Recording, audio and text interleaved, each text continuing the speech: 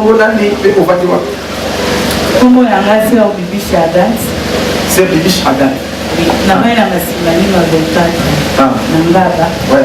Na lingine témoigner au manza de boli bisanga na kutufe. Concernant de deux faveurs. Moi na autant mabota maki baibaki mutuna mungongo depuis la ligne. Maman to souffrir makasi. To traiter badisa dombo et kufe simultané. Donc badbola ba ezaka expliquer-moi au cas moi kufa na ebisi nzambe changé.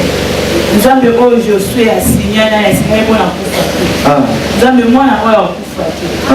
Si papa aikoya asali prière aina ndao na expliquer alors bipo na ndio za kondima te zwa kondima boka bakisi ana nyonso ndeka na nyati o mwana apiki alléluia na za kondima na boka bakisi ana nyonso bandaka wana mwana apiki zote fungwa mwana bien mwana zoli no kingo bien bien et non comment c'est sauté ayana santé alléluia manazambe